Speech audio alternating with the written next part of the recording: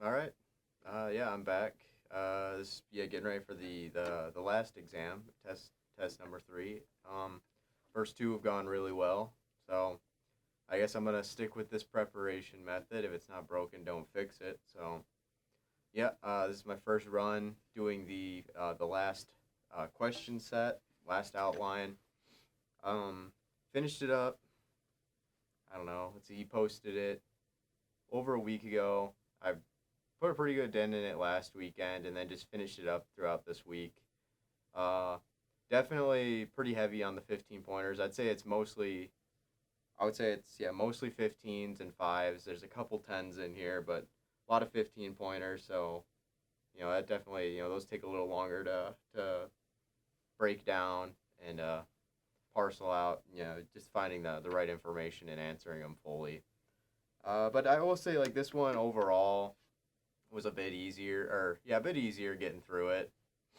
I don't know for the material, especially for the first couple, the first I would say like first third, first like good portion of this exam. The material is not too complicated, not a whole lot of moving parts it seems. And then it's when we got kind of gets into the Wilderness Act stuff towards the latter half of the test questions is when it gets a bit more complex, and those definitely have tripped me up a bit more. It took me quite a bit, a little bit longer to get those kind of nailed out, and a few of those I'm still not really 100% on. But overall, felt pretty good going through this. Just was a matter of taking time and doing it right and filling them out. Yeah, like that being said, I don't know if I'm gonna be able to get through this whole thing in one go here today. I got a couple hours reserved here for this, but there's a lot of 15-point questions. I don't know. I think I ended up with like 17 pages with at total outline. So we'll see. I'm kind of just gonna try to get as far as I can try to get as far as I can and answer the questions as fully and well. I do have a PowerPoint today, but there's not really much to it. It's like one slide. So usually, I don't know. I found the way it's gone with the past couple is every time I've gone through it and done one of these videos, I've been able to be like, okay, what do I want to do a PowerPoint slide for? So I kind of build the PowerPoint slide as I go with these videos. So this one is literally just this opening slide, and then we just got a little brief, kind of what we've very very brief as to what we've covered so far this section. So yeah, we've been focusing mostly on, or kind of started with the Antiquities Act, post exam two, Antiquities Act, national parks, and then kind of wilderness areas. And then we've touched on some other things, but this is pretty much what the test mostly covers, or at least the questions have mostly covered, is Antiquities Act and wilderness areas in particular, with some national parks. Yeah, I just threw some stuff on here, national parks logo, and then the Lincoln Home in Springfield, I guess it's a national historic site, but it's part of the Park Service. So, yeah, and then, like I said, this is like the only other slide I have. So, I won't be doing much of the slideshow this time, but maybe with the next video, I'd hope to have some more slides for some more of these questions. But I better just get started because like I said, this is gonna take me a while to get through this, and I don't have a huge window, but I got reasonable amount of time. Question 1. Explain the ESA's jeopardy and consultation provisions, Section 7.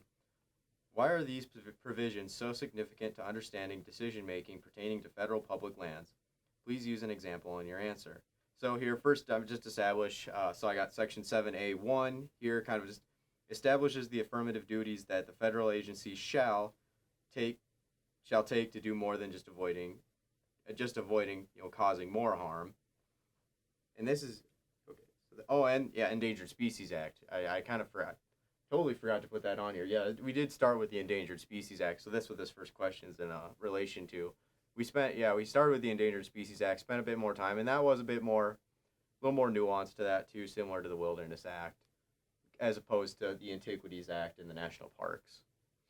But anyway, so yeah, Section 7A1 establishes the affirmative duties of federal agencies that they do more than just avoiding causing more harm to these listed species. Then we have Section 7A2, which requires agencies to ensure that any action they authorize, fund, or carry out is not likely to jeopardize. So this is the jeopardize clause. Is not likely to jeopardize the continued existence of a species or result in the destruction or adverse modification of the habitat of such species. So this is the jeopardy clause of the ESA. And then, it requires an action agency authorizing, funding, or carrying out an activity to consult. So it goes on to continue, it requires that action agency that's authorizing, funding, or carrying out an activity to consult with either the Fish or Wildlife Service or NOAA, depending on where you're operating, and on how to avoid jeopardy to or adverse modification of critical habitat. So so that's kind of the jeopardy and consultation provision. So I guess an example here, we talked a lot about TVA versus Hill, kind of the landmark textbook case here. 1978. We got a University of Tennessee law student, Hiram Hill, challenges the TVA dam on the Little Tennessee River.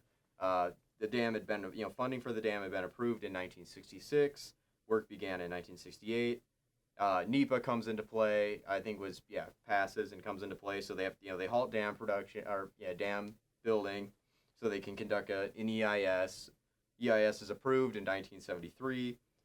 Snail darter, small little perch. I mean, it looks, small little perch. Looks a lot like a mini walleye, essentially. It's got like the same coloration. Walleye are in the perch family. So, but it has like very similar coloration to a walleye. It's pretty cool. Cool looking little fish. But snail darter found in the river in 1973. Snail darter, the subspecies that's above that dam is listed as endangered in 1975. And the Little Tennessee River is designated as critical habitat for that snail darter, the endangered snail darter. So Hiram Hill, argues that damming the river could destroy the critical habitat and violates Section 7. Destroy the critical habitat, in violation of Section 7, that no jeopardy clause. TVA argues on the basis that $80 million has already been spent and continued congressional funding is authorized, and so this is kind of this would be an exception to the ESA. The court halts the TVA dam project in decision. In their decision at in the trial, the court halts the dam, and saying stating the dam would adversely affect the critical habitat and jeopardize the critical continued existence of the snail darter. This TVA versus Hill case displays the power of Section 7. First time it's really seen in action following the passage of the ESA, and it gives that the consultation, the jeopardy. It shows the power of that Section 7 jeopardy and consultation clause, and it establishes the ESA as the pit bull. You see that a lot in the writing, and we talked about it a lot, to halt federal actions if Section 7 requirements aren't met. Agency action could not jeopardize a species. It's kind of some of the stuff that's established with this case is that agency action cannot jeopardize a species' existence or adversely modify its critical habitat, no matter the cost. And then the language of the ESA, it doesn't just pertain to those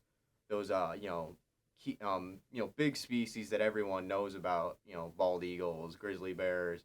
It still pertains even down to the smallest level here, equal protection for all, endangered listed species, regardless, like I said, already all the money sunk into this dam. So this is probably one I'll do a slide for, because I totally forgot we even covered ESA. I'm going to drop the vest. It is sweating already. Okay. What is a biological opinion in the context of the ESA? Describe a real or hypothetical example of how a biological opinion, biop, could impact a proposal or decision by the U.S. Forest Service, Bureau of Land Management, or National Park Service.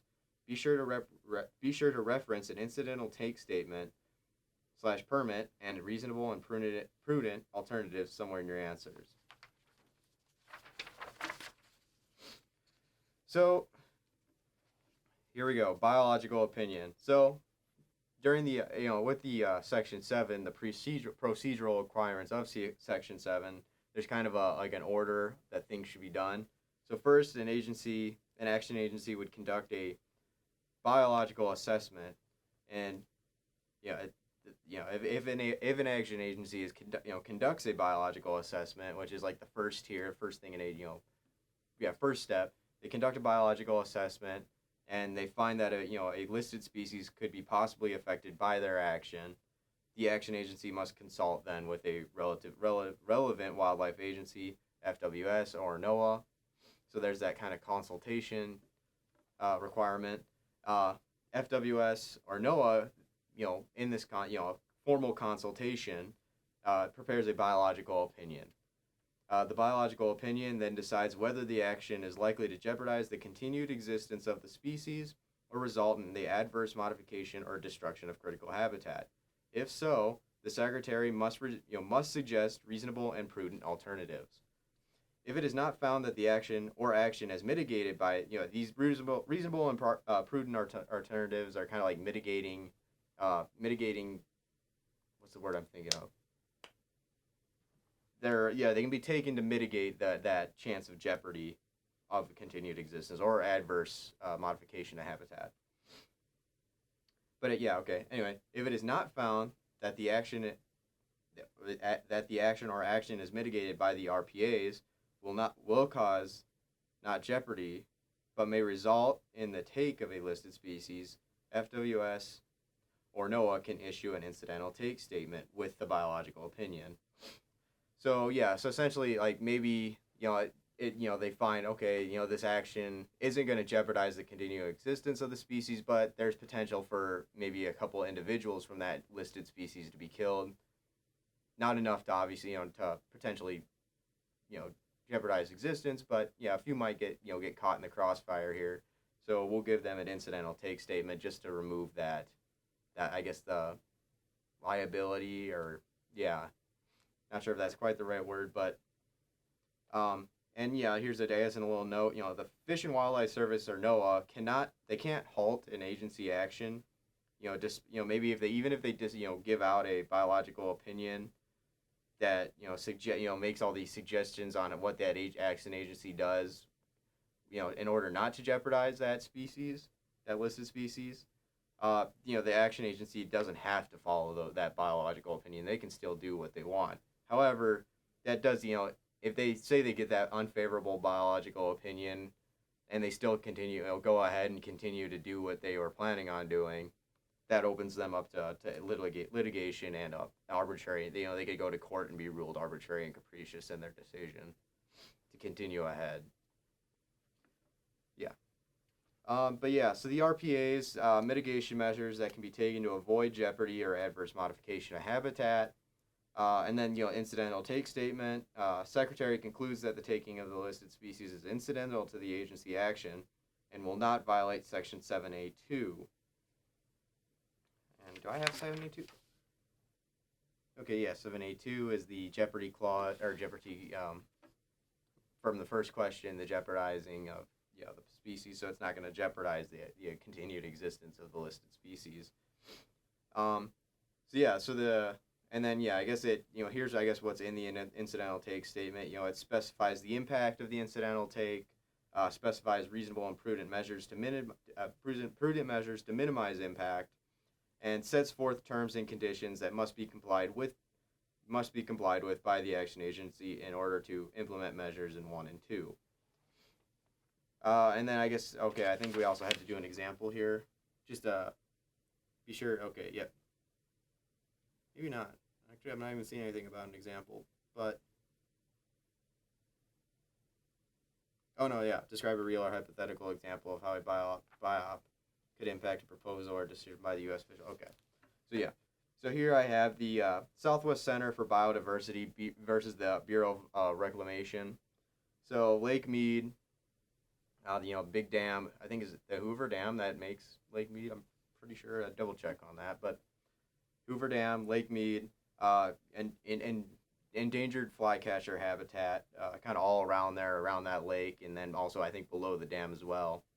But anyway, so the Fish and Wildlife Service, they're I guess I maybe should have given a little more background here on what the Bureau of Reclamation was doing. They were I think they were, I can't remember what exactly they were going to do, but they were proposing some action. And, they did their biological assessment. They found that this was going to potentially impact the endangered flycatcher. So they consult with Fish and Wildlife Service. Fish and Wildlife Service conducts their biological opinion. And, yeah, they do find that the operations of the Bureau of Land Reclamation would jeopardize the flycatchers. So the Fish and Wildlife Service proposes some reasonable and prudent alternatives with mitigation measures. Essentially requires, and in these RPAs, the Fish and Wildlife Service requires the Bureau of Reclamation to procure and protect 1,400 acres of currently unprotected riparian habitat. And 500 of those acres must be in place by January 1st, 1999. The remaining acreage, so I guess it would be the remaining 900 acres, would need to be acquired and protected by January 1st, 2001. And then also the initiation of a necessary ecological restoration or reforestation as well. There would also, I think there was some other requirements, some additional on and off-site compensation for historical flycatcher habitat loss, continued development of the multi-species conservation program, and Fish and Wildlife Service also issued an incidental take permit, or incidental take statement, permitted unquantifiable take of flycatcher at the Lake Mead Delta. So, I guess that kind of covers, what an RPA might consist of. Like I said, it required the Bureau of Reclamation to procure and protect 1,400 acres of currently unprotected riparian area. And then it didn't really, it gave no specific or suitable areas. They didn't identify any particular areas that would need to be procured for this. No mandate that the habitat be established before destruction of Lake Mead habitat. Okay, so I think I can't remember what it was they were doing, because it was like, I gotta go back and maybe look at the case, because it was with the Lake Mead water levels going up and down, and how they were gonna do, I think they must have been closing the dam for something, or opening it. I guess it would have been closing, because the Lake Mead lake levels were gonna rise, and it was gonna take out a bunch of that flycatcher habitat, essentially. And so and that's also why they issued the incidental take statement, because as that water level rise, gonna kill all, destroy a bunch of habitat. And then I think there was also trees were gonna possibly be knocked down, or fall over with their rising water. Then those flycatcher nests would have been in those trees. There would have definitely been some mortality among the flycatcher, and that's the reasoning, definitely, for the incidental take statement. But like I said, the RPA, 1,400 acres of currently unprotected area or habitat, and the only major requirement there is that 500 had to be in place by January 1st, 1999. The additional 900 by 2001, and then an initiation of a necessary program, that ecological restoration and reforestation program, and then also some additional on-site and off-site compensation. Continued development. I'm kind of just repeating myself here, but continued development of multi-species conservation program, and then the Fish and Wildlife, like I said, the incidental take statement. What is the primary difference between listing and managing a species as endangered and threatened pursuant to the ESA? Be sure to discuss the issue of management flexibility in your response. So, endangered species, here's the definition from the CFR. Endanger of extinction throughout all or a significant portion of its range. So the Section 9 take clause, which I haven't talked about yet, but Section 9 take clause essentially, it lists what's prohibited, or prohibits taking of a listed species, or endangered species. So and here I guess I got it. It only applies in statute to endangered species. The take clause. That doesn't mean, I think I can't remember how it can still be applied to threatened species, but in the statute, it only applies to endangered species. So it's unlawful for any person, including federal, state, or local governments, and this is where it applies beyond, because, those Section 7, consultation and jeopardy, that applies to like federal actors or federal funded projects, the federal tie. Whereas Section 9, the take clause, that doesn't just apply to federal actors, that extends to private and private, industries, private landowners, as well as the federal government. So that's kind of that's another big, big teeth part of the ESA. But yeah, any unlawful for any person, including federal, state, or local governments, corporations, or private parties, to take an endangered species. And so yeah, that with that take clause, protection for that, those threatened endangered species, that definitely is a bit higher level of there's definitely a higher level of concern when you're working in an area that might have those endangered species. And it's definitely gonna limit the the amount of management flexibility too. And I think I should maybe elaborate on that a bit more in this answer. Or no, wait, I guess I got a little bit part coming up, but and then anyways, yeah, threatened species defined by the CFR, is likely to become an endangered species in the foreseeable future.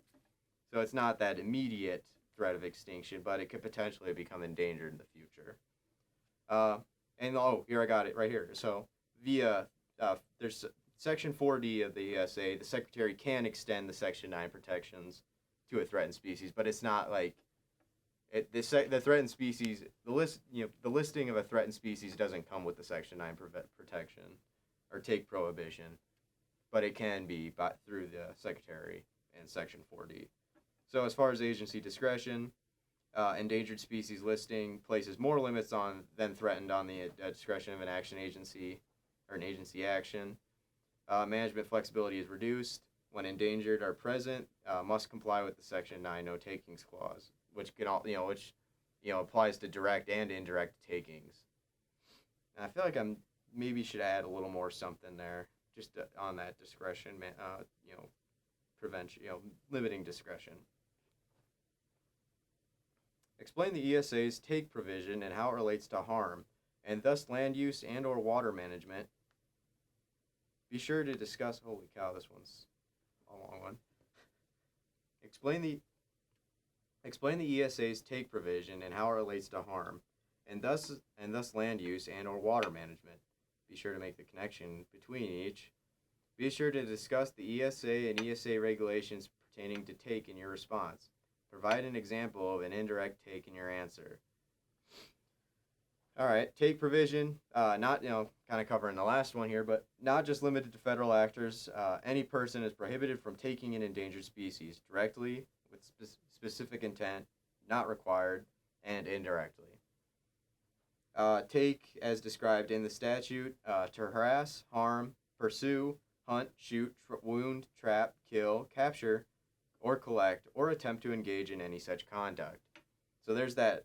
The take, there's take, and then in the description you have that harass, harm. So that's harm is kind of where this one gets big, because harm, the rest, harass, pursue, shoot, hunt, shoot, wound, kill, trap, capture, collect, or attempt to engage. I mean, all those are pretty easily to define. Whereas harm is where it gets, that's where there's definitely some discretion there. Ambiguity, I guess. So anyways, so a direct take is reducing wildlife to a possession by capturing or killing it. So harm is extended to indirect take. Harm extends to indirect take. That's where you get that indirect take, is from harm, that in the description of take. And I guess an example of that indirect take as taken from harm would kind of go to that Palila versus Hawaii case.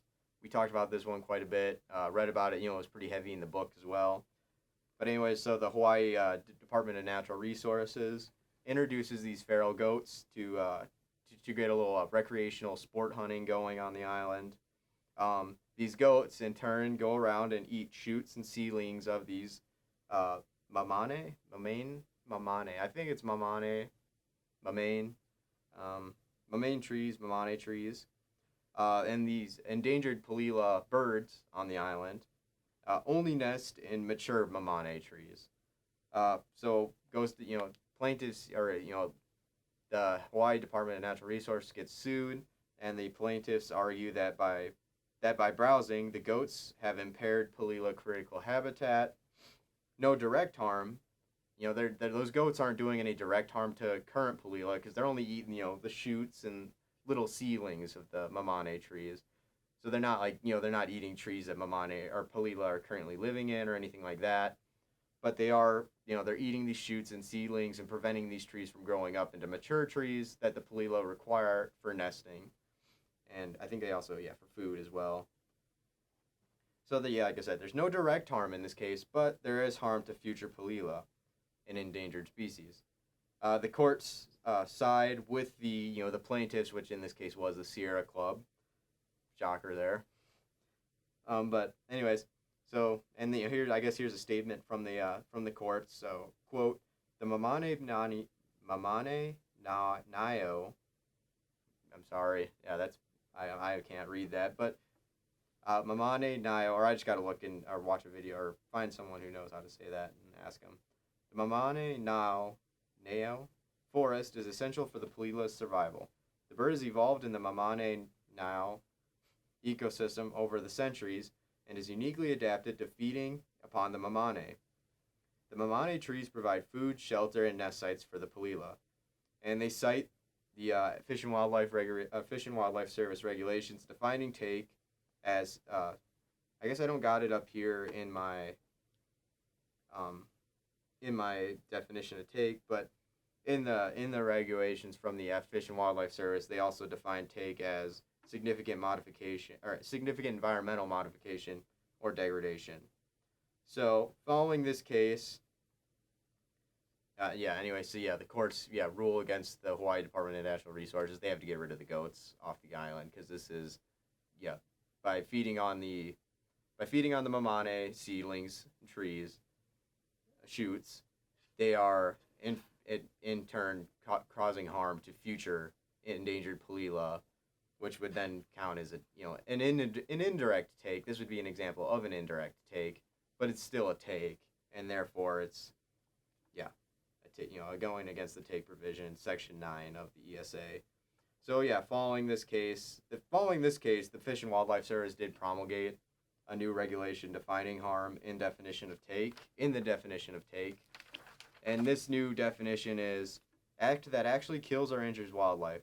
Such act may include significant habitat modification or degradation where it actually kills or injures wildlife by significantly impairing essential behavioral patterns, including breeding, feeding, or sheltering. So that's kind of how that one kind of laid out. Make sure it kind of answered every part of that. And usually this first read-through, I don't know, first read-throughs are kind of rough. What is the best available science mandate of the ESA? So the best available science mandate essentially requires that the Secretary's decision to list a species is based solely on the best available scientific and commercial information. Procedural steps ensures public participation and collection of relevant information. Congress directed that listing be fundamentally a scientific question, may not consider economic effects that listing may or may have on an area where listing occurs. So essentially it's just that when the Secretary decides to list a species, he's doing it solely off the scientific data. Not he's not also considering like, oh man, I don't know what this is gonna do to the logging community. What if I list a species here? It's just solely looking at that best available scientific data. Now, what constitutes best available scientific data is a question for a different day. That's not what this question's asking. So I'm not going to go into that. But, it's Congress, like I say, it's Congress, directing that listing only be based off science and not the best available science, not other considerations that might be thought of. What ESA provision permits the U.S. Fish and Wildlife Service to delist grizzly bears in the greater Yellowstone ecosystem while keeping the species listed as threatened in the Northern Continental Divide ecosystem? So I guess I'm just going to set the scene here a little bit. Could do a slide here for this one as well. But you got I'm going to do a slide here for this one actually. But anyway, so you got your greater Yellowstone ecosystem down around Yellowstone, Wyoming, southwest Montana. so on. And then I think the Greater Continental Divide, Northern Continental Divide ecosystem. So that's like, you go to Kalispell, and then you go east to Kalispell. Like between, I mean, it's like Kalispell to Glacier down to, I don't know. I'm guessing the Bob Marshall would be included in all of that as well, down through the Sealy Swan, Clearwater, I guess. So pretty much, yeah. I guess everywhere, like, if you were to go, yeah, east of like Missoula and Kalispell, and to the other side of the, I guess, to the Continental Divide. Anyway, so yeah, that's that. I guess that's just kind of setting up what those are. So anyways, yeah. So the ESA provision is that distinct population segment provision. So it's groups of the same species that occupy geographically discrete areas. Uh, species as defined in the code by the ESA includes subspecies, and for vertebrates, it also includes these distinct population segments that interbreed. And so, yeah, endangered or threatened. I don't know why I got that in there. Endangered or threatened distinct population segments. I don't know. But anyway, so yeah. So species it doesn't just, the ESA doesn't just go down to the species levels. It breaks it down even further than that. You got your subspecies, and then you got you got distinct population segments, which are these geographically, just same species, but they're in geographically discrete areas, not and they only interbreed within their area. Yeah. But yeah, it gives more flexibility to provide different levels of protection to less than a whole species. So, like in this case, that DPS, distinct population segment provision, allows the Forest or Fish and Wildlife Service to list that distinct population segment in the Northern Continental Divide ecosystem, but maybe delist that distinct population segment of grizzly bears in the Greater Yellowstone ecosystem. Yeah. And it's a 5-pointer, but that's kind of about what I got there for that one. And like I said, I think that'd be a good one to do a slide for, get a map out. Might be a little easier to visualize instead of just waving my hands around. I gotta drink some water.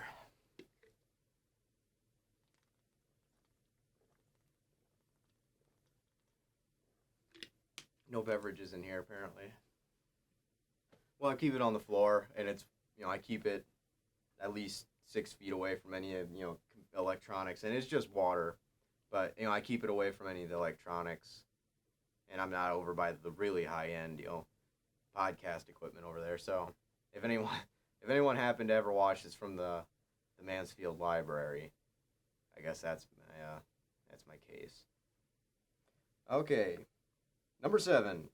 Describe a real or hypothetical example of how describe a real or a hypothetical example of how a decision to list or not to list a species pursuant to the ESA could be challenged in court using the Administrative Procedure Act.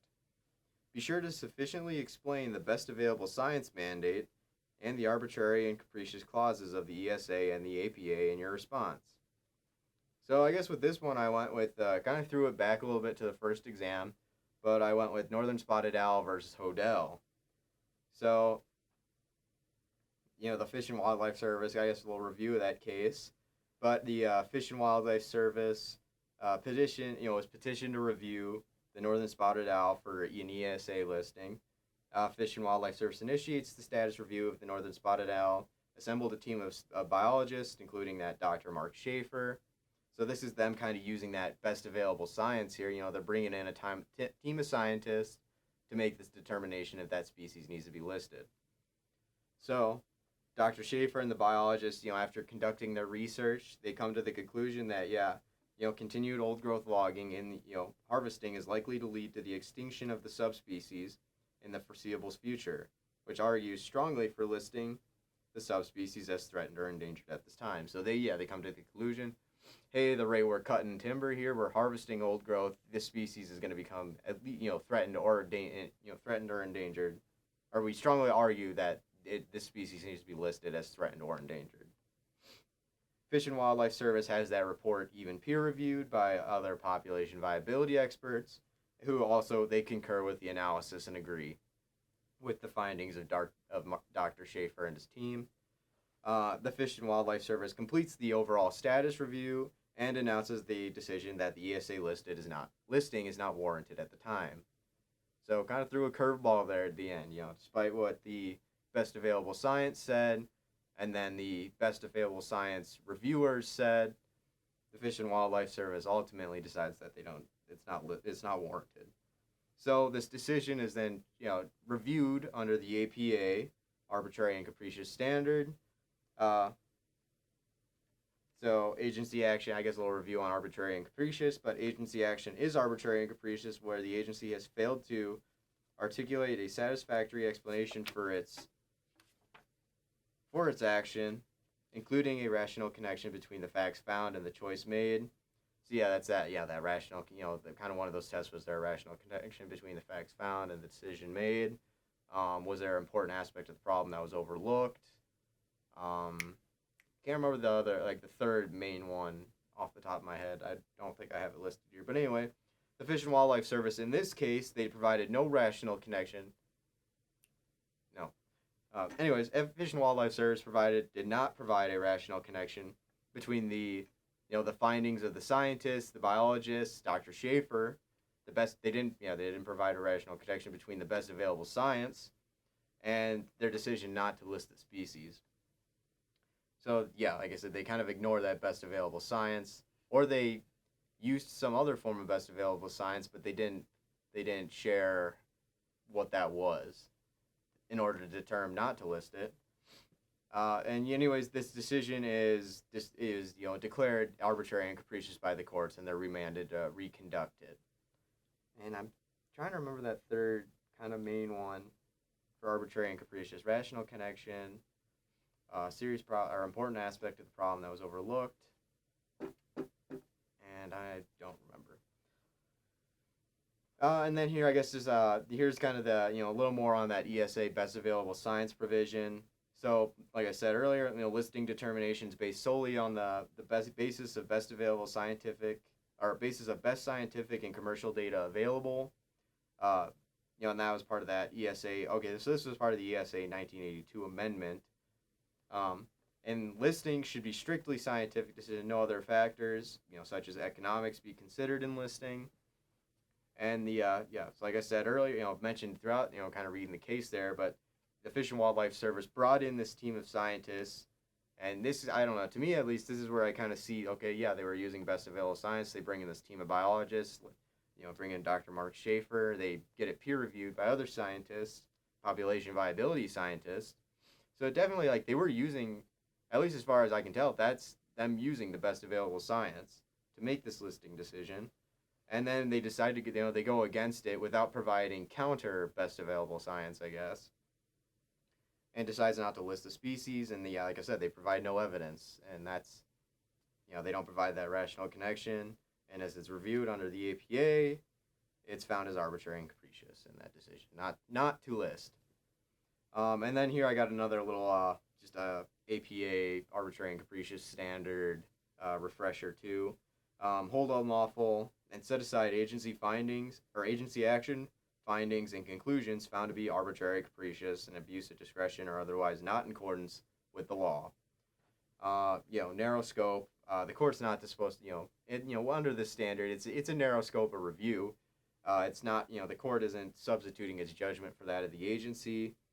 But yeah, it's just the agency must examine the relevant data and articulate a satisfactory explanation for its action, including there's that rational connection between the facts found and decision made. And that's kind of the big one, the big that rational connection evidence is a big one, especially in this northern spotted owl case.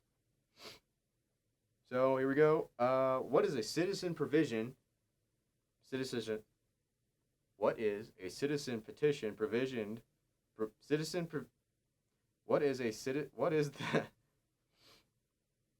the citizen petition provision as found in the ESA? That's kind of tough to say. Anyway, so yeah, listing for a species under the Endangered Species Act may be initiated or may be petitioned by citizens of the United States, and then after either a citizen or a group of citizens petitions for a particular species to be listed. The Fish and Wildlife Service has 90 days to to post whether the petition is warranted, unwarranted, or warranted but precluded by other agency priorities. With sufficient detail, describe an example of how the ESA has moved from being a strictly prohibitive law to one being more permissive in nature. Be sure to reference TVA v. Hill somewhere in your response. So I kind of led off with TVA versus Hill here. So anyway, TVA versus Hill, as a species is listed, critical habitat is required within 1 year. In the original 1973 statute of the ESA, same as listing decision, critical habitat. Yeah, so in the original, okay, I see what I'm getting at. In the original 1973 Endangered Species Act, that critical habitat designation was the same standard, best available science standard as the listing decision. So critical habitat would only be determined based off best available science. And we saw that with the snail darter. Snail darter is listed as endangered, and that stretch of that Little Tennessee River where the TVA dam was being built is designated as critical habitat. The dam would have caused adverse modification. And we see in the case, the dam would have caused adverse modification of critical habitat and of the snail darter, and then would in turn jeopardize that population viability of the species.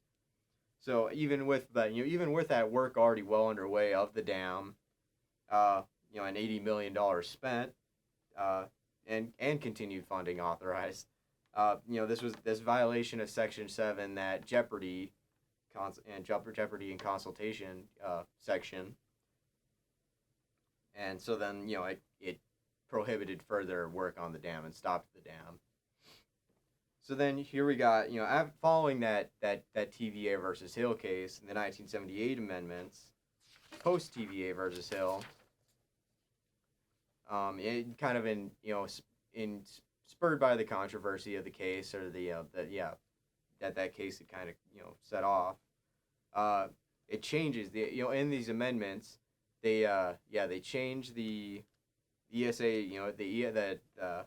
Critical habitat designation basis was changed to differ from the best available science mandate of the designation. So no longer is it just solely on the best available science, but they also have to consider the economic impact and any other relevant impact of specifying any particular area as critical habitat. So kind of in response to that TVA versus Hill case, where you had that critical habitat designation just on best available science, that halted that, stopped the dam building, even with that, large amount of money spent. They come out with this amendment in 1978, which kind of dulls it a bit. Okay, now we're not only just going to base our, critical habitat designations on that best available science. We're also going to look at maybe the economic impact, as well as any other relevant impacts as well, before we specify an area as critical habitat. And then these amendments also formed this Endangered Species Committee, referred to as the quote unquote God Squad.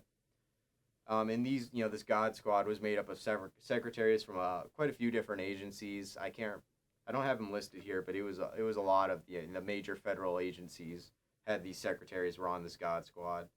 And essentially what this God Squad could do, they could vote to an exempt an action from Section 7 authority if there are no reasonable and prudent alternatives, the benefits of the action clearly outweigh the environmental cost, and the action is of regional or national significance. So this God Squad's established in 1978 amendment, so they could come together and, like in the snail darter case, they could have maybe stepped in and been like, the snail darter's cool, but we've already spent $80 million. We're going to override that jeopardy provision, and we're going to go ahead with this dam.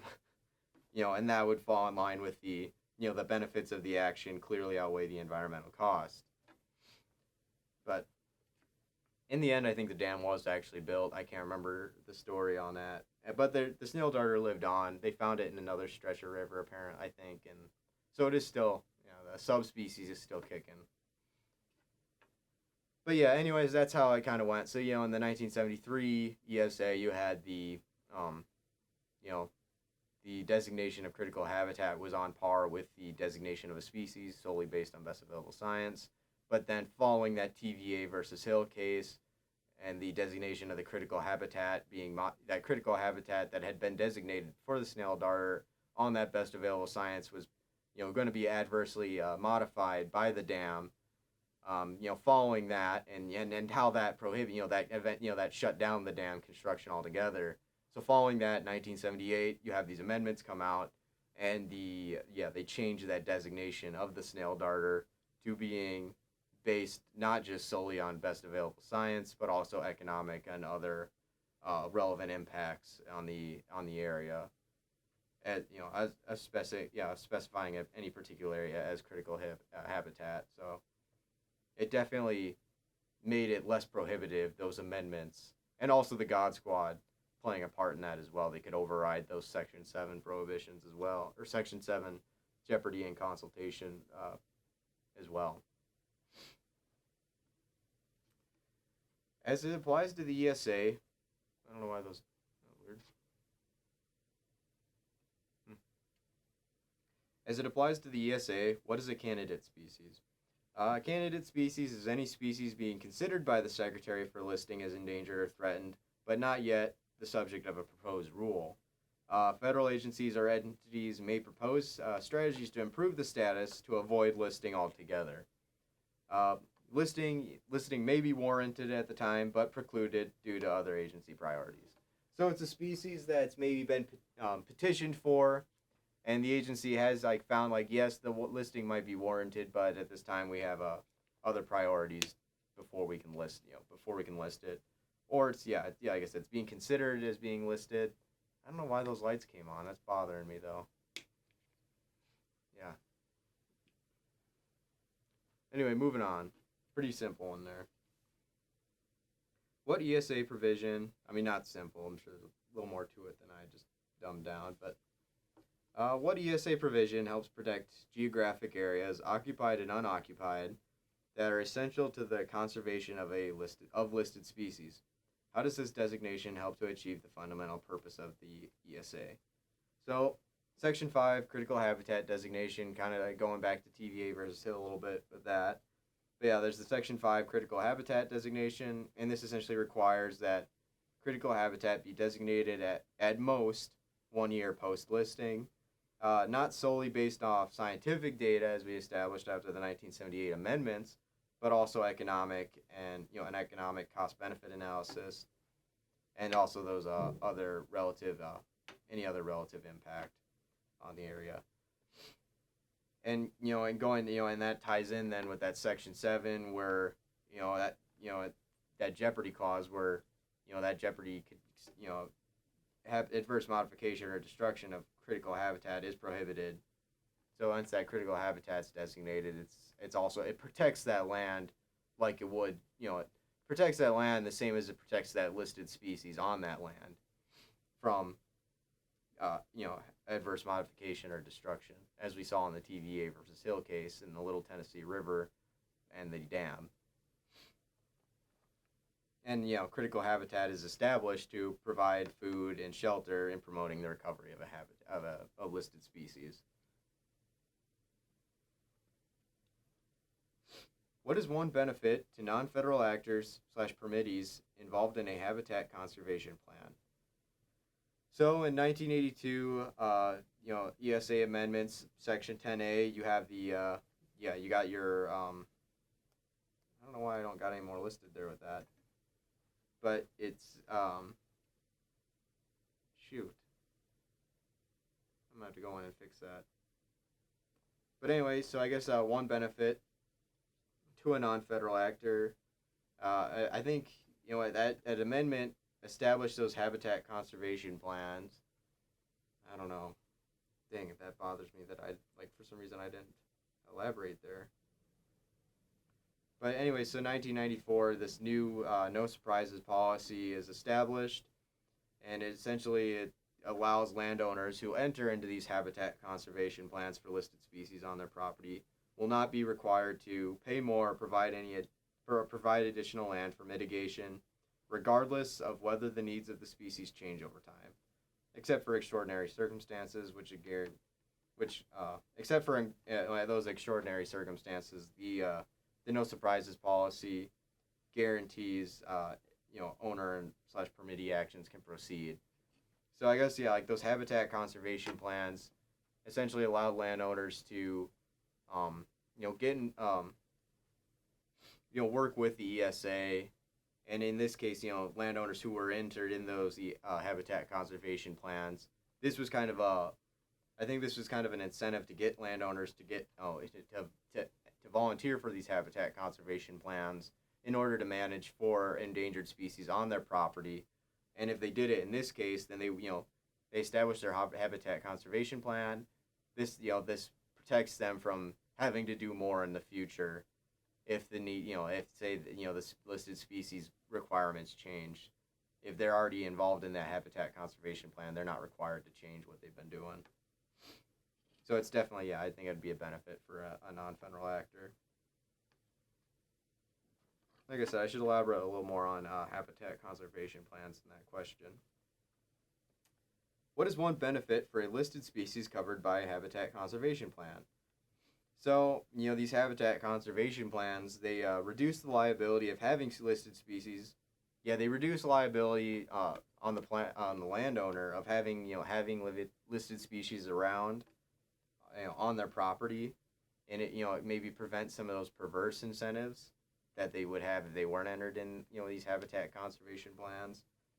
But yeah, so I guess like to avoid potential takes of listed species, landowners may have taken so like in the past prior to these habitat conservation plans, landowners might have taken measures to make sure that their land couldn't have sustained an endangered species at all. Because if there's there's none on their property, they don't have to worry about managing them or anything like that, or managing for them, or worrying about taking one by accident or something. So they would maybe go out and they'd destroy habitat, or there was the shoot, shovel, and shut up, which is just if there was one on your property and you didn't really want to have to deal with all the ESA stuff, the take provision or anything like that, or changing how you were working your land, you could just incidental take or anything like that. You shoot, shovel, and shut. Get rid of it, hide it, and make sure no one ever knew about it. But with these HCPs, private landowners can continue their operations without they don't have to worry about being concerned about for punishment for an incidental take. So yes, it benefits the landowner, but at the same time, the more landowners that are now engaging with these HCPs are going to be more, definitely more keen to, making their area hospitable to. It's going to make more land, more of that private land is going to be more hospitable to these listed species. Or landowners are going to be a lot more, willing to have listed species around when there's a, less risk of a potential, incidental take and then following, retribution for it. So it might, and landowners might even go as far as actively managing for listed species and doing things to promote their populations when they're under these habitat conservation plans. Like I said, I should elaborate a bit more on HCPs because I didn't there.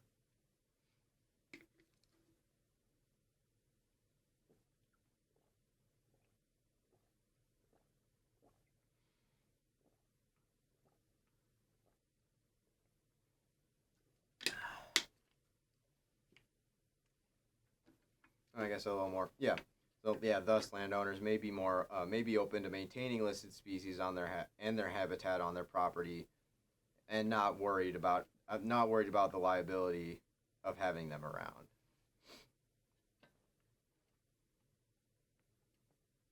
How does the concept of multiple use as codified differ from the how does the concept of multiple use differ from the ESA's no jeopardy provision?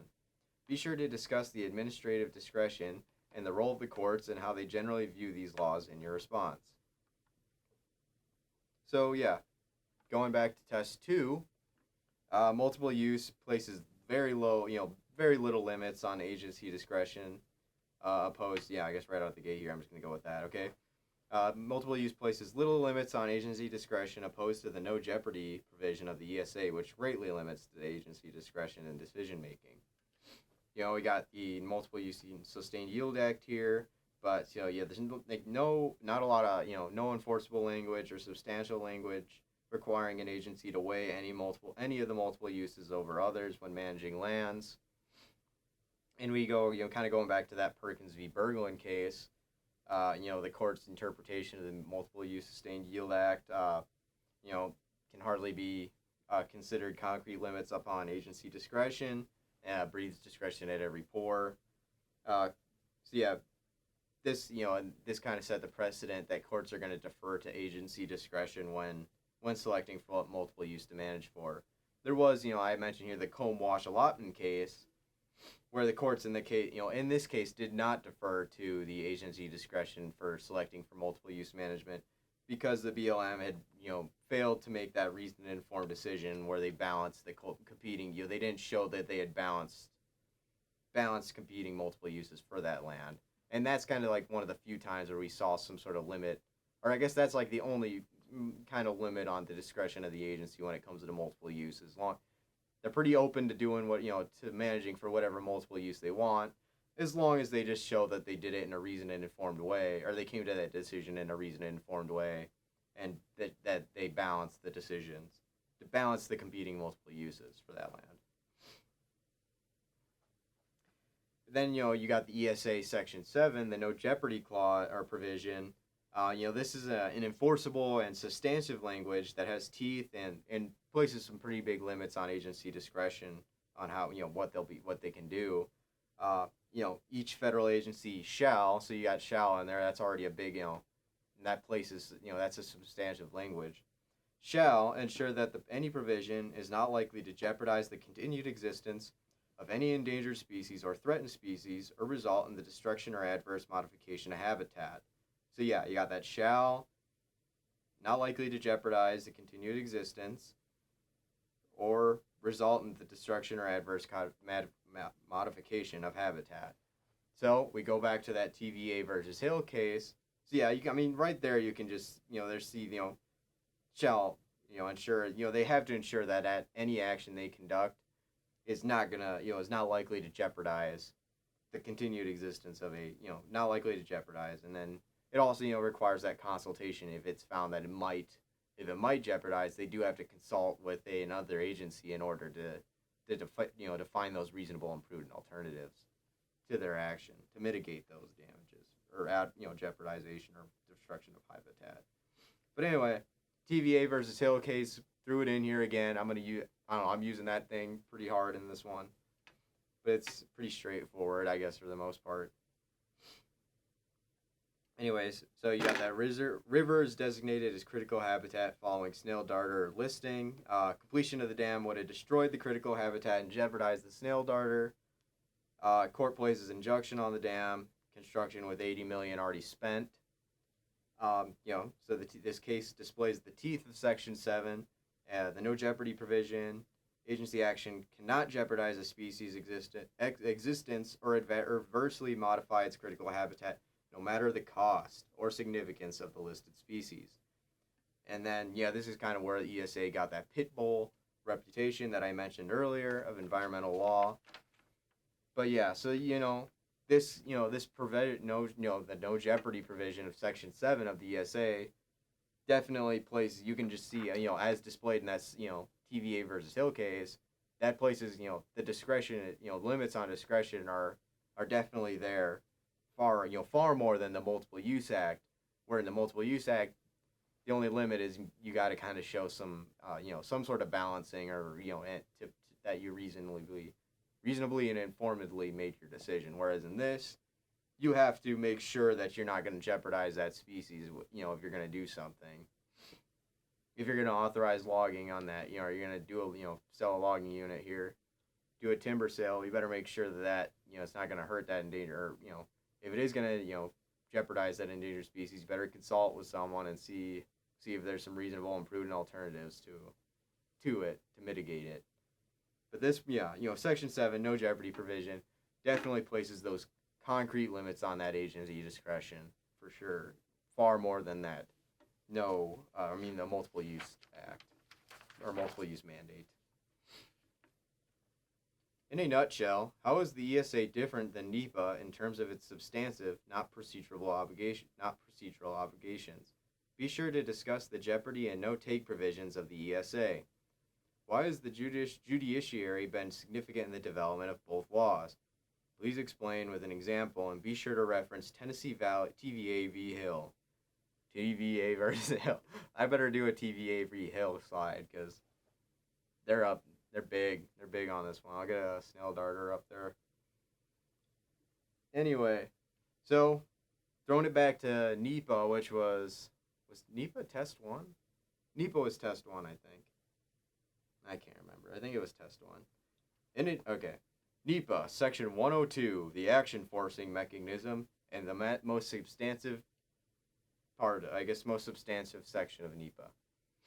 So, right off the bat, it applies to all major federal actions significantly affecting the quality of the human environment. Section 102 provides those requirements of the EIS, and those major federal actions require an EIS. And this, and then Section 102 provides the requirements that must be provided in the EIS, foreseeable environmental effects, adverse environmental effects that cannot be avoided, reasonable range of alternatives, short-term uses and maintenance of long-term productivity, irreversible and irretrievable commitments of federal resources. The EIS shall, this report shall accompany the proposal through the existing agency review process. And I guess that would kind of be, that's definitely a pretty substantive, requirement, is that EIS shall accompany the proposal through the existing agency review process. And I think I'll kind of come around on that in a little bit here. Yeah, in a couple seconds. But, in that Robertson versus Meadow Valley case, one of the big ones that we talked about when we were hitting NEPA, but the court, stated NEPA itself does not mandate particular results, but simply prescribes the necessary process as required by Section 102.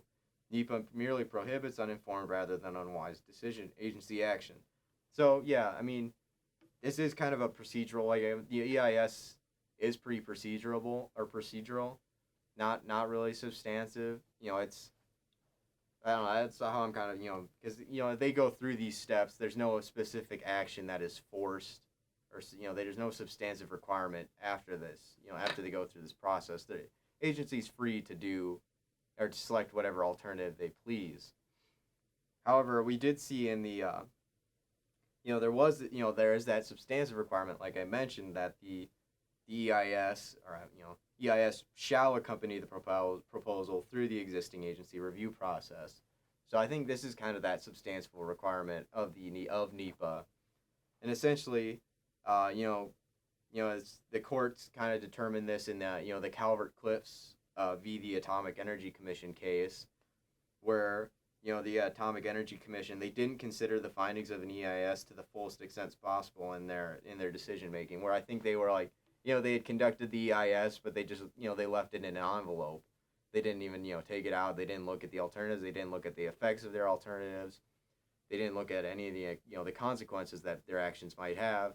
But they'd completed the EIS, so they thought they were good to go. But, the Calvert Cliffs is where it's and they got remanded for it. They got remanded, and they did get they got some effects from that, from not following that substantive requirement of NEPA 102. So, they didn't take a hard look, as the case, court said. So that's kind of, I don't know, that's where I kind of come in, is that definitely seems to be the substantive requirement of NEPA, is taking that hard look and considering, at the findings of the EIS. So then we kind of move on to the ESA, Section 7, Jeopardy, and then the Section 9, No Take.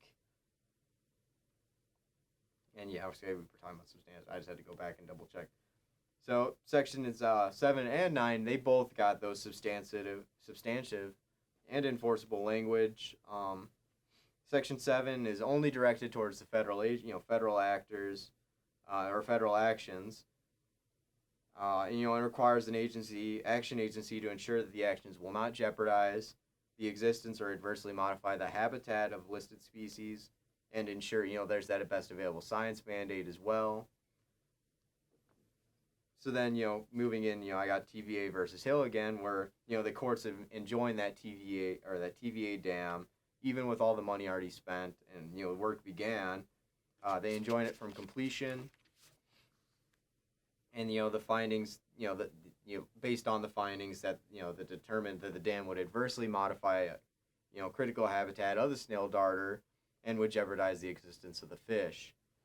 Ruling in this case, I'm kind of repeating that. I've already said that a bunch, but, shows the teeth of Section 7, the substantive requirement of Section 7.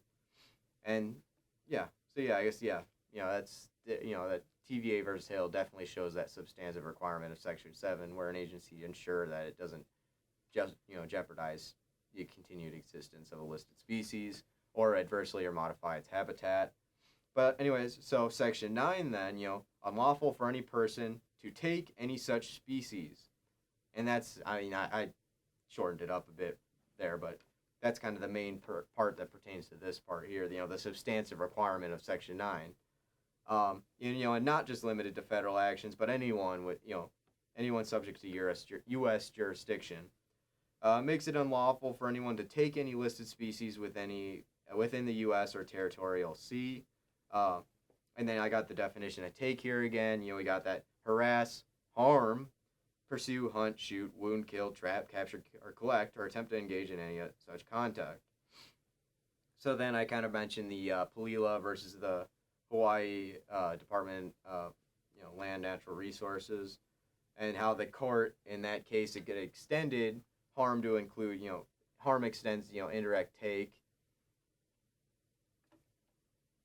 Indirect take. So by introducing goats for recreational hunting that ate the mamane trees, shoots, and seedlings, and endangered species, endangered Palila that require these mamane trees for nesting and food.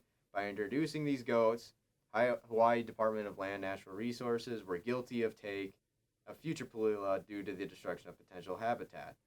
So that that case definitely displays the the substantive requirements of how far those can reach in Section 9, I guess, and there's obviously less, far-reaching cases I could use than that, there could, because that's definitely a case of indirect take, but it shows that Section 9 requirements, substantive requirements, can reach to that indirect take, so it's, comparing NEPA and ESA, there's definitely, I would say that, the substantive requirements of the ESA are a bit more hardy, a bit toothier than the substantive requirement of NEPA 102, which is simply this, that taking that hard look at the procedural requirements, the procedurally required EIS, I think the substantive requirement from that is the taking of the hard look, which we saw in the Atomic Energy versus Calvert-Cliffs decision. Okay. What is the most significant program in the United States, supporting the acquisition of private lands into federal public land ownership for the purposes of access and conservation? Where does the funding for this program come from? So, this Land and Water Conservation Fund here, $900 million per year. So it was, I guess, yearly appropriation, or I guess it's provided by the Great American Outdoors Act, but prior to this, it was just a yearly appropriation by Congress. And the revenues, it seems like the royalties, so it's a lot of it is that money comes from revenues from royalties from offshore federal and oil and gas development. So it's a lot of that money from those royalties for offshore oil that go into that Land and Water Conservation Fund, which is used to acquire private lands. And I think this is a lot of it. Like, I think it's around, like, national parks, especially, where there's a park and maybe there's some adjacent land. I don't know, I got to go back and review that. But, like, if you got a park and maybe there's some adjacent land that's privately owned, that would be beneficial for the park to add on. They could use, I think this fund would come into play for acquiring that land. I think that's kind of just one example. Yeah, it is probably not just limited to national parks expansion. What power was given to the president by the Antiquities Act of 1906? So Congress gave the president the authority to, and then I quote the actual act itself, quote, Declare by public proclamation historic landmarks, historic and prehistoric structures, and other objects owned or controlled by the government to be national monuments, and may reserve as a part thereof parcels of land confined to the smallest area compatible. So essentially, yeah, this is the power. The Congress gave the president power to reserve sections of federal lands for certain uses, or to limit uses on those sections of land, to limit certain multiple uses, and to preserve certain values of the land, whether it be historic, prehistoric, objects of historic or scientific interest. And the president, in this act he can withdraw lands from, mining, or from mineral entry, grazing, etc. It allows the president to place limits on what public federal lands can be used for by designation as a national monument. Okay, here we go. What power was given to the president by the Antiquities Act of 1906? On what constitutional basis can the president provide, on what constitutional basis can Congress provide this power to the president? Why has the designation of national monuments caused conflict or controversy in the past? Please explain, focusing on one particular area of conflict or controversy, and be as specific as possible. So, like I said in the first one, Congress gave the president the authority to reserve areas of federal land for certain uses, or limit certain multiple uses, to preserve certain values of the land, and kind of going into that there. But anyways, yeah, this allows the president to, like I said, place limits, withdraw lands, limits on multiple use. Congress provides this power to the president pursuant to the property clause.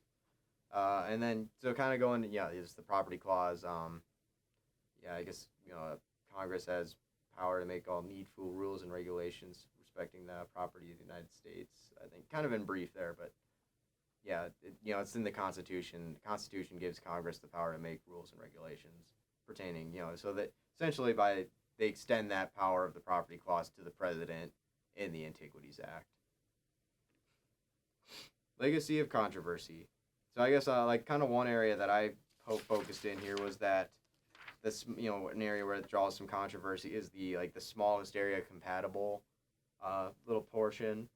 And it kind of, I guess one example here was Theodore Roosevelt proclaimed the Grand Canyon National Monument, 800,000 acres. And then you got this guy, Ralph Cameron, who had located mining claims along the south rim of the Grand Canyon, and he had a successfully developed copper mine in the canyon. So Cameron had used the GML to exploit tourists in the canyon. Cameron had used the GML to exploit tourists in the canyon on the Bright Angel Trail. Cameron had charged toll for access along the trail, authorized under an Arizona law. Toll rights expired, though, in 1906. But he continued to use his claims along the trail for continuing to charge an access fee. After having his claims challenged by the Santa Fe Railroad, then by the Secretary of Interior, James Garfield, eventually his case made its way to the Supreme Court for his claims, I guess. But anyway, Cameron had, in the Cameron versus U.S. case, so in the Supreme Court, Cameron had alleged that Theodore Roosevelt didn't have the authority to designate the Grand Canyon as a national monument. The courts found that the Grand Canyon is an object of unusual scientific interest, greatest canyon in the U.S., over a mile in depth, regarded as one of the greatest natural wonders. Court's decision was that the size of the monument was not disqualifying if the protected object was otherwise of scientific interest. So there's very little limit on what, on the discretion of the president to what constitutes, what would constitute a national monument. It's, it's pretty vague, the language of it. I don't know if I really answered that quite right, but.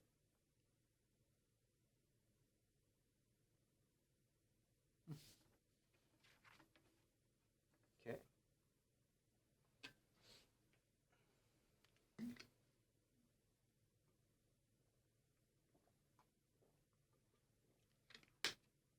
Four o'clock. Ooh. I'm actually kind of running out of time. Congress. Okay. Oh, what power was given to the president by the Antiquities Act of 1906? Kind of another repeat one here. On what constitutional basis can Congress provide this power to the president? Why has the designation of national monuments caused conflict or controversy in the past? Make a substantiated argument for or against a more expansive use of the Antiquities Act by a president, such as making a landscape scale designation. Be sure to focus on the law, the text of the statute, and not just provide your political opinion here. So, starting at square one again here. Congress gave the president the authority to reserve areas of federal land for certain uses or limit certain multiple uses, to preserve certain values of the land, historic, prehistoric objects of historic and scientific interest. So, yeah, essentially, the president can place limits on multiple uses in these designated areas, or these areas that he designates as national monuments. He can place limits on what goes down there. And, it has to be public federal land. Congress, that authority for Congress to, is Congress passing down the authority of the property clause in the Constitution to the president. And, I guess it is that property clause authority that's given to Congress that allows Congress to delegate some of that authority to the president. So I guess I kind of chose to go with an argument for more expansive use of the Antiquities Act of the president, and kind of just looking at the language of the act itself. Right off the bat, it starts in his discretion. Historic landmarks, historic, prehistoric structures, and then other objects of historic and scientific interest that are situated or lands upon, or I don't know. I got cut off here on my type or something. Lands controlled by the U.S. may reserve as part of thereof parcels of lands, limits of which shall be confined to the smallest area compatible with the proper care and management of the objectives to be protected. So I think a big thing with that, just looking at the language, is that opening, or at least in my little paraphrasing here in that initial part, is that in his discretion, it leads off with that, and then that shall be confined to the smallest area compatible with proper care and management of the objectives to be protected. There's not a whole lot of limit as to what that how that's supposed to be interpreted.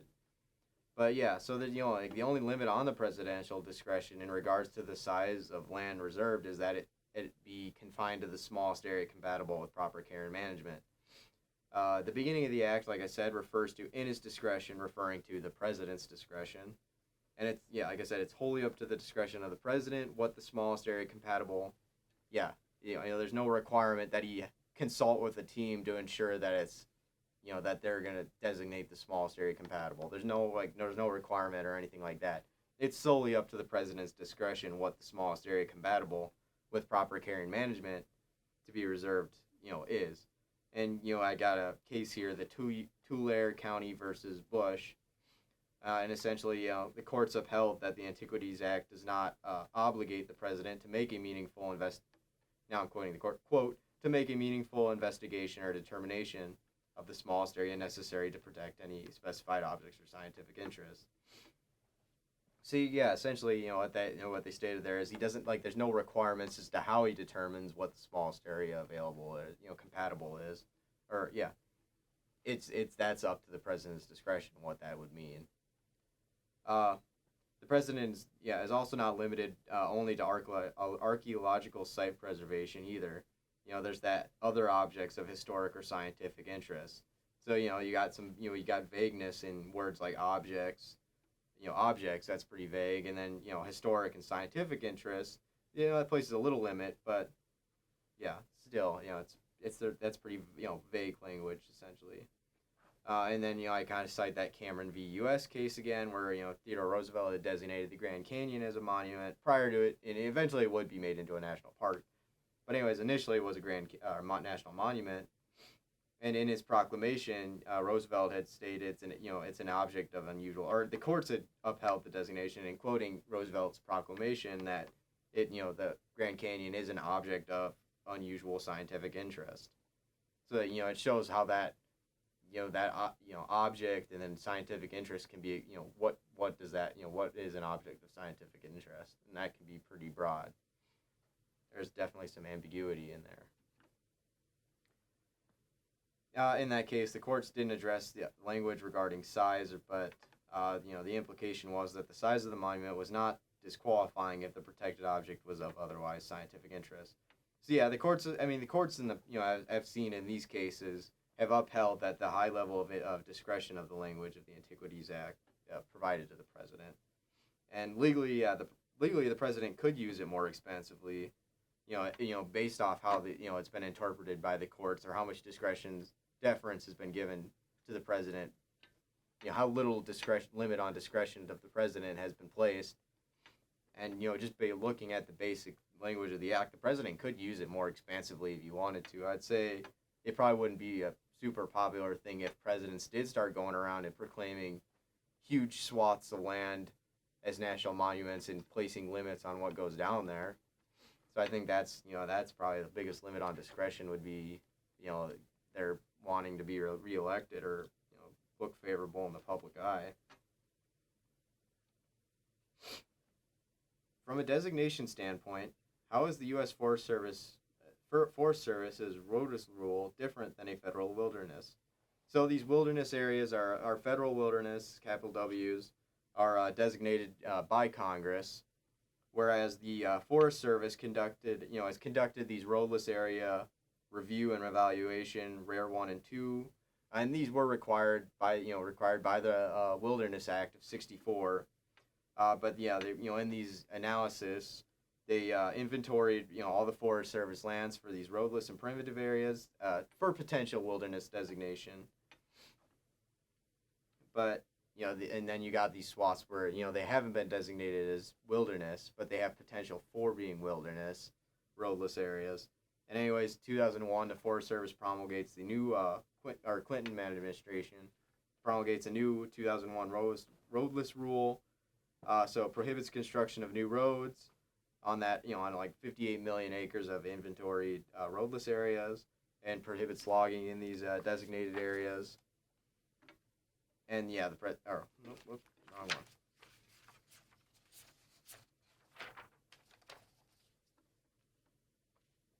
I guess that's it.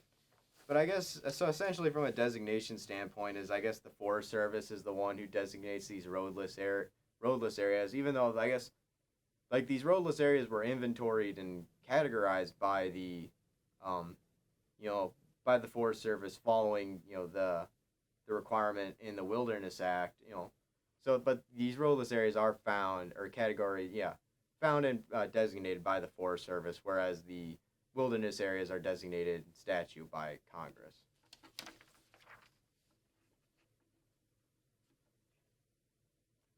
I think that's what yeah.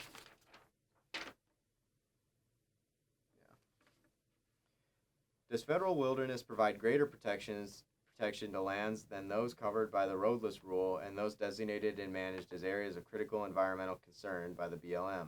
Please explain and substantiate, and be sure to tell me what you mean by greater. So I guess right off the bat, I kind of went with greater. I kind of interpret greater protection. Interpreted that as just stronger limits placed on the administrating agency's discretion for management of that designated wilderness area. So yeah, like greater protection, less discretion to the agency on what multiple uses they manage that land for. So areas with greater protection are focused less on multiple use and more on dominant use of preserving the wilderness character of an area. That would be especially for those wilderness areas. So yeah, Wilderness Act 1964. A big thing is that it has that prohibited uses. All these wilderness have these prohibited uses. Section 4. So these are everything. Things that are explicitly prohibited on wilderness areas in the statute.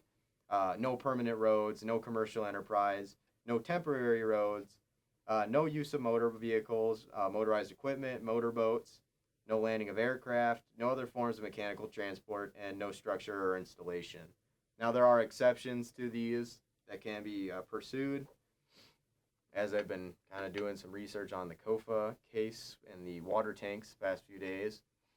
But it's a rigorous process to undergo, trying to find the exceptions in here to the prohibited uses. But yeah, anyway, Wilderness Act comes with these this list of prohibited uses, as well as the mandate to maintain for that wilderness character and preserving the natural characteristics of the land.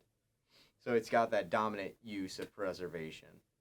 Now the roadless rule, like I said in the last one, Forest Service was mandated by the Wilderness Act to identify potential wilderness areas, and they had conducted over some years. They had conducted multiple reviews, the rare 1 and 2 reviews, and identified lands with potential to be wilderness. And then in 2001, the Forest Service had issued a roadless rule, issues roadless area conservation rule, 2001 rule in short. And in this rule, they had designated the first inventoried roadless areas based on the rare 1 and 2 findings of the rare 1 and 2 reviews. And essentially, RIA's inventory roadless areas may have characteristics generally associated with undeveloped lands and restrict development to manage. Wilderness characteristics, despite not having, they don't have the congressional protection, but they still, they still have those generally, characteristics associated with undeveloped land, and they restrict some development to manage, for management. And there are some prohibitions found in the 2001 rule for those IRAs. So road construction and reconstruction is prohibited, and timber harvesting is prohibited as well. And then defines RIAs as areas defined in a reference set of inventoried roadless area maps. And then this is where I got a bit lost, because there's a 2005 roadless rule which revoked the 2001. I don't know if I need to go into this. I might just bump past it for now. I'm chewing through time. So I'm going to move on to the environmental areas of critical environmental concern. And I've kind of been doing this whereas so the Wilderness Act definitely places the greatest protection on lands. The roadless rule is probably kind of more in the middle. And now we're moving on to the areas of critical environmental concern, which places probably the least of these three great protection on these areas. So BLM directed by FLTMA to give priority to designation and consideration of ACECs during land use planning process. These are areas within the public lands where special management attention is required to prevent and protect against irreparable damage to significant resources. State directors shall administer designated ASECs in a manner that conserves, protects, and enhances the relevant and important values, and only allow casual use or uses that will ensure the protection of the relevant and important values. There's no direct, essentially, I don't know why I put that last part in there, to be honest with you. I guess maybe shall administer designated ASECs in a manner that conserves, protects, and enhances the relevant and important values, and to only allow casual use or uses. So, okay, there's some limitation there. But there's no direct prohibitions with ACECs, and it only directs that certain measures be taken to maintain the values of ACECs. This can be through restriction of access, closure to mineral leasing, and closure to grazing. So unlike the roadless rule or the Wilderness Act, that doesn't include provisions when something's declared an ACAC. That's more to the discretion of the, here it's the state director, but I think it would be more to the discretion of the BLM. Land planners who are, when they're constructing that land management plan. So like I said, federal wilderness provides the greatest, protection of these three. It comes with the most prohibitions that can be done with these areas, and also mandates, has more in the mandate, for those agencies to preserve as well. And then, it kind of goes from there. IRA is more middle, and then ACEC is probably the least. I think I might call it with this one, I think.